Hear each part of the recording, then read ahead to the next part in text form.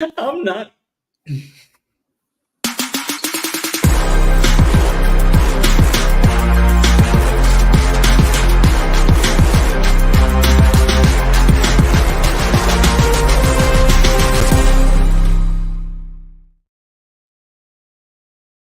And welcome back to the Fifth Down Fantasy Podcast. I am Alex Caruso, and this is Ben Wolby, and we're talking about fantasy football bold predictions today.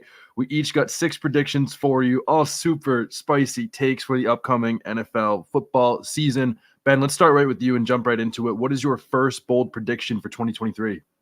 My first bold prediction is that running back Alvin Kamara is going to finish as a top 12 running back once he returns from his suspension. And fantasy football is not won in week 1, so don't be afraid to draft this guy. He's falling way too late. You are building a team for the playoffs. And Alvin Kamara last year finished as the RB17 with Andy Dalton as his quarterback. Meanwhile, last year, Josh Jacobs set a career high 400 receiving yards, which Alvin Kamara has never finished with fewer than 400 receiving yards. The addition of Jamal Williams doesn't scare me, and I'll save that take for another day. But Kamara had a 60% route participation last year. That was third behind just CMC and Saquon. 28-year-old Jamal Williams, his price tag makes him a cheap handcuff at RB36 to keep you afloat if you are worried. But Alvin Kamara and let's say Breece Hall are going to be a duo that can win everybody a fantasy football championship. Obviously, Jamal Williams and Kendre Miller are not pass catchers. Kendre Miller was not a pass catcher in college. Jamal Williams never been a great pass catcher in the NFL. The suspension for 3 games, obviously, I'm agreeing with you all that. The problem I have is just that the last 2 years, they haven't had much competition for Alvin Kamara, and they intentionally brought in Jamal Williams, who's coming off a career season, and drafting a running back in the 3rd round. So do you see that this is going to really impact Kamara's workload? I know you said he's going to finish top 12, but why else do you think they brought in these extra guys? Why else? I mean, I think one, the suspension looming, there's a ton of uncertainty around that. And then 2, Jamal Williams is still a talented running back. I actually still really like him, still think he's a bit underrated. But where I think he's going to excel is exactly where he excelled last year, and that's going to be in the red zone. Kamara is still going to be the guy that they want to utilize on passing downs, and he is going to have a ton of volume with that route participation. And when we're talking about league winners in fantasy football, there are so many studies out there that show the best way to find value in your fantasy football drafts is to draft these pass catching running backs, which Alvin Kamara could potentially lead the entire NFL in receiving yards for running backs. Probably not, but I mean, it's definitely in the world of possibilities. I think another guy that also has that in the world of possibilities would be Rachaad White. I think that he's going to finish top 12 this year. And I think that he is also just the cheapest workhorse in all of fantasy football. I mean, if you don't believe that he's going to see all the passing down, just listen to the reporters and the offensive coordinator. They have both said that Rachaad White is going to be a 3-down running back. If you look at the preseason, yes, it was only like 1 or 2 drives in 1 preseason game, but Rachaad White played 100% of the snaps with the starters, which is exactly what we've been hearing all offseason. You also throw in the fact that Baker Mayfield, due to running backs, the number 1 rate in the NFL, and Rachaad White was the best pass-catching running back by PFF receiving grade in his draft class. But I think that he has this explosive top 12 potential, especially when Scott Barrett noted recently that there have only been 5 Power 5 running backs to ever put up 90 rushing yards per game and 40 receiving yards per game in a season. Those running backs are Todd Gurley, Saquon Barkley, Christian McCaffrey, and Joe Mixon. 3 out of those 4 running backs finished running back 1 overall at some point. Joe Mixon has a top 3 finish in his belt. So again, really, Rachaad White would be an outlier if he does not become the next running back on this list to be a top 3 running back. One of the number 1 reasons that I am drafting Rachaad White, he's the hottest commodity possible, is because of what we saw with Cam Akers over the last few weeks of last season, where he was the RB2 and averaging over 100 rushing yards per game with Baker Mayfield last year. That is not a coincidence. Cam Akers was a dead man walking, should have been cut, should have been traded. Suddenly we're drafting him ahead of Rachaad White in most leagues, and that's a mistake. He had, he was a top 12 running back by receptions last year, and now with the Leonard Fournette departing, that opens up an extra 70 targets for this offense. Yeah, I cannot get enough of him, especially when you throw in the fact that the last thing I want to note on Rachaad White is, like you mentioned, Baker Mayfield has only elevated running backs, whether it was Kareem Hunt, Nick Chubb, Christian McCaffrey, Cam Akers. Every single running back that has played with Baker Mayfield has pretty much been a top 12 running back. Rachaad White will be the next one. And when we talk about top 12, I'm going to be talking about my next bold prediction that Garrett Wilson will outscore Davante Adams this year. And perhaps this isn't that bold, but it's worth noting that Adams' ESPN ADP is ahead of Garrett Wilson's. I built a projections model. You can check that out on my Twitter at Ben Wolby, or articles that are dropping every day to the 3013.com. And I've projected Adams for a 25% target share. He is my wide receiver 12. But no Jimmy Garoppolo wide receiver, tight end, or running back has ever had a season-long target share that high. And still, he's my wide receiver 12. He is projected for just under 1,200 receiving yards and about 13.4 yards per reception, which would be the second best he's ever had and the most that any Jimmy Garoppolo wide receiver ever had.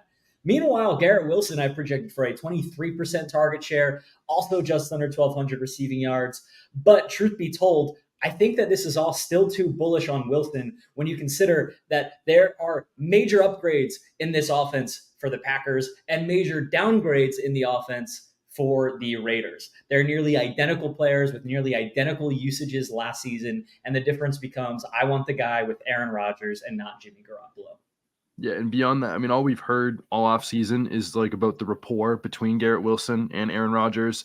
All we saw in, one preseason game was the rapport between them. I mean, the one touchdown pass that he threw to Garrett Wilson was like the exact kind of touchdown we'd seen him score with Davante Adams so many times over and over. So I'm all in on him at the wide receiver position, the same way that I'm all in on Chris Olave as a top 7 fantasy wide receiver.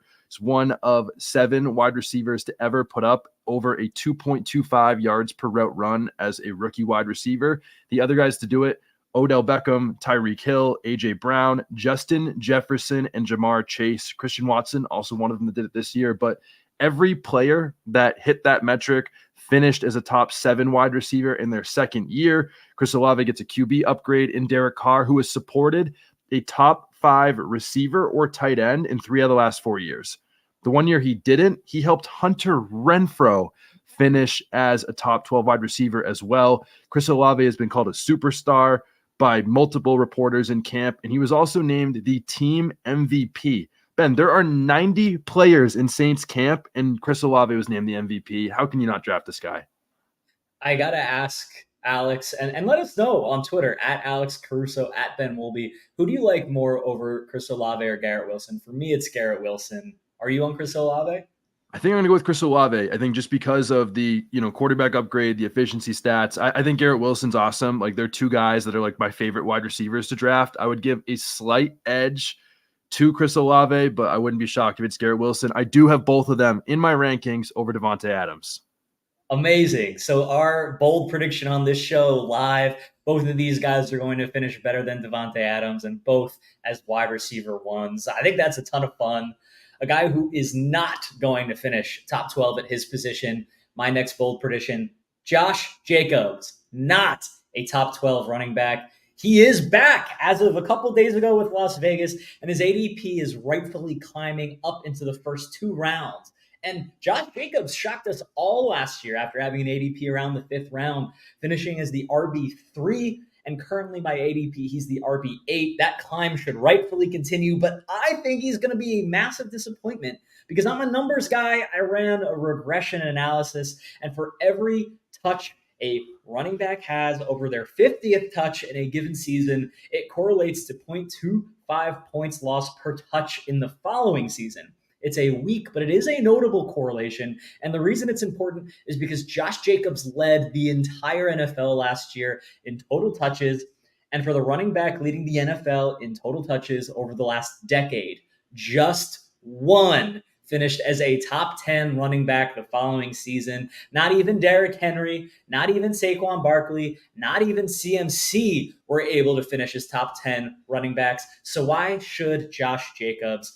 I am not projecting this to be a good offense, if you can't tell by my previous take. I was avoiding Josh Jacobs at his ADP previously, and now especially he is not going to be a top 12 running back. Yeah. No fantasy analyst, whatever you want to call them, in the entire planet hates the Raiders more than Ben Wolby, clearly being this out on Adams and Josh Jacobs. But again, I'm not in on him either. You mentioned that only one touch leader over the last 10 years finished in the top 10 again. You could take that one step further, that just 3 out of those 10 even finished in the top 20. Beyond that, take it one step further. Beyond that, only 3 out of those 10 finished in the top 50 running backs. So, point being, like, a lot of guys missed a lot of time the following year, which is not good for Josh Jacobs. And I am also not in on Kenneth Walker, who I think finishes outside the top 24 running backs for the Seahawks.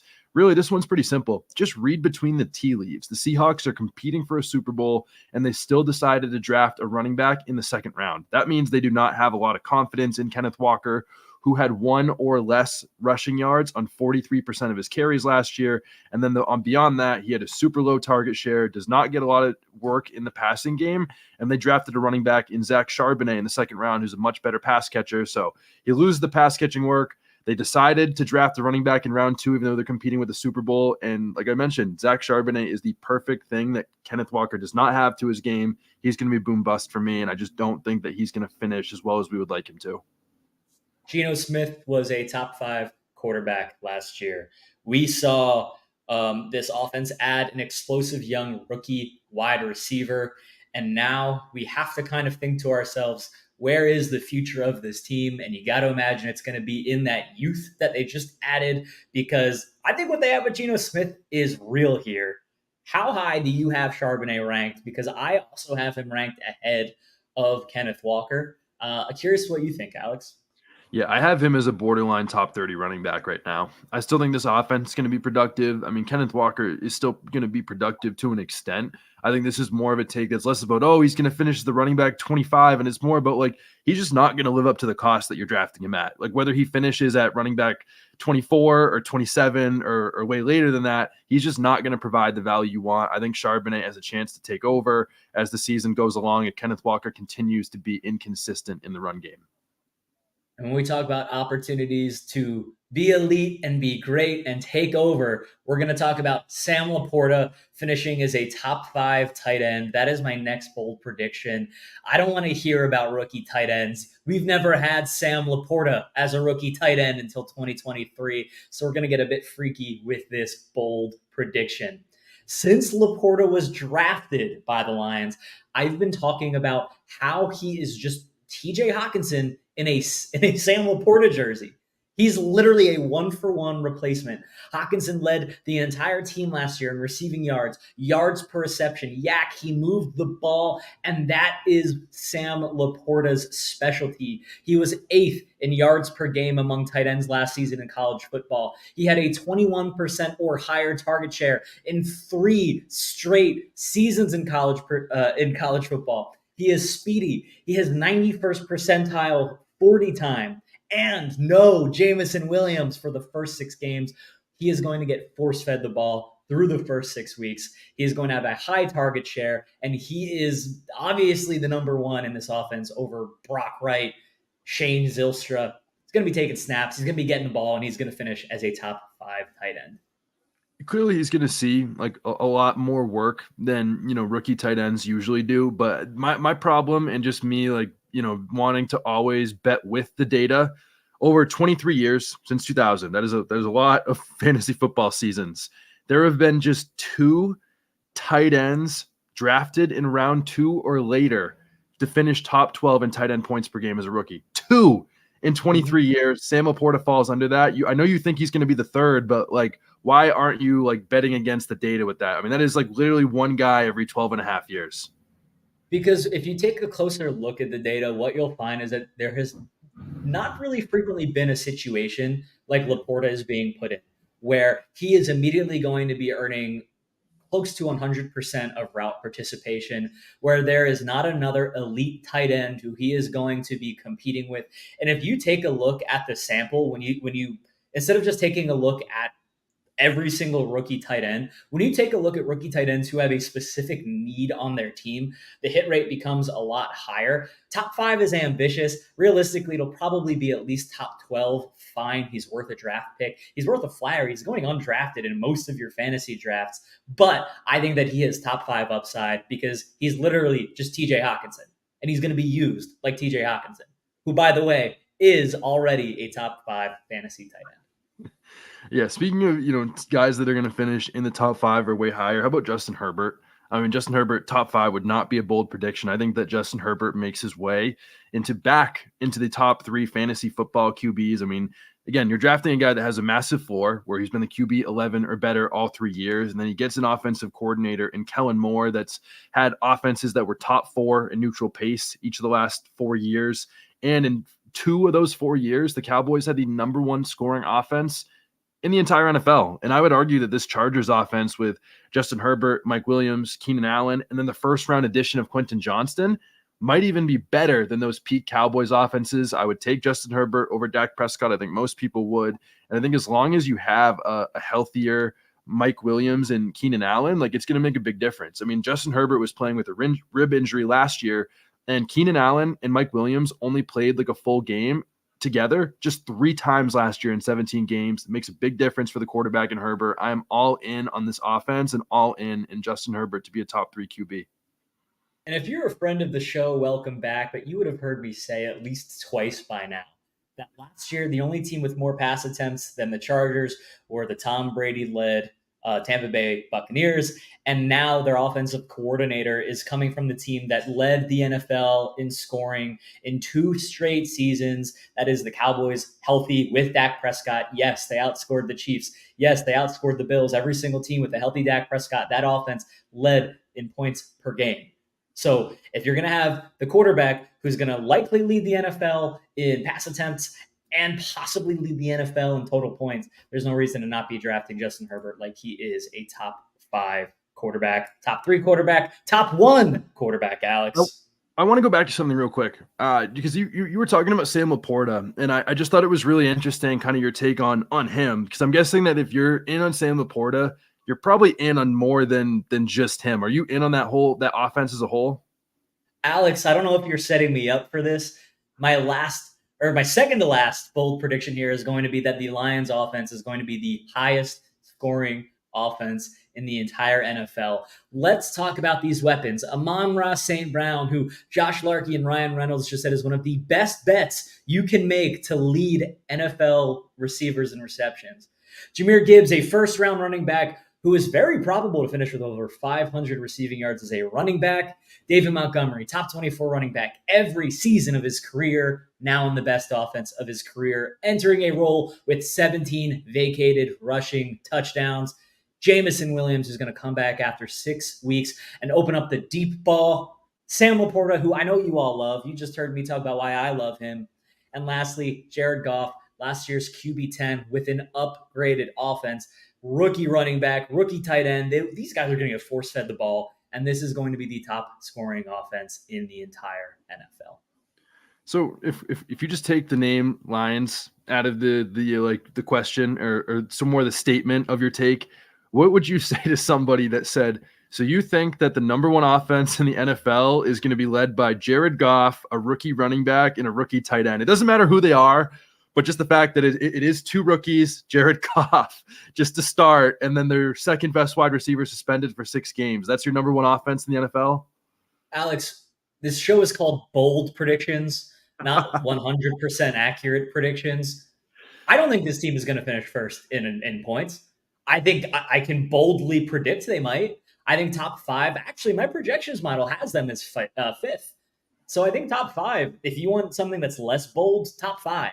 You want something that is capitalized, all bolded and in Wingdings font. It is that this is the number 1 scoring offense in the NFL. You have to ask, at least just to check in, make sure you're keeping your head on straight. That is my job as well as a colleague. But again, I'm here for the bold takes. I love the Lions, and I hope that number 1 offense potentially can finally lead them into the playoffs and maybe more.